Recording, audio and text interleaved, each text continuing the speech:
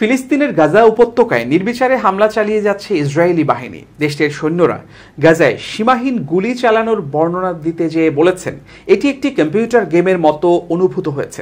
মঙ্গলবার কাতার ভিত্তিক সংবাদ মাধ্যম আল জাজিরার এক প্রতিবেদনে এ তথ্য জানানো হয়েছে। প্রতিবেদনে বলা হয়েছে, ইসরায়েলে 972 ম্যাগাজিনে প্রকাশিত একটি নিবন্ধে 6 ইসরায়েলি সেনা সদস্য গাজায় তাদের আগে গুলি করো পরে প্রশ্ননীতির বর্ণনা করেছেন। এক ইসরায়েলি সেনা সদস্য একটি অপারেশনে কাজ করার অভিজ্ঞতা বর্ণনা করে ম্যাগাজিনকে বলেছিলেন, এটি একটি কম্পিউটার গেমের মতো অনুভূত হয়েছিল। গোলার আঘাতে একের পর এক বিল্ডিং মাটিতে গুড়িয়ে যায় এবং অনুভূতি হলো, বাহ কি উন্মাদনা, কি মজা।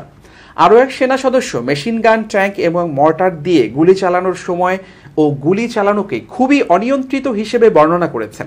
সাক্ষাৎকার নেওয়া সেনা সদস্যদের মধ্যে রয়েছেন জেরুজালেমের 26 বছর বয়সী রিজার্ভ ইউভাল গ্রিন, যিনি সম্প্রতি রাফাহ আক্রমণে অংশ নিতে অস্বীকারী 41 জন রিজার্ভ সৈন্যের কাছ থেকে একটি চিঠিতে স্বাক্ষর করেন এবং নাম প্রকাশ না করার শর্তে আরও 5 জন সেনা সদস্য বলেছেন।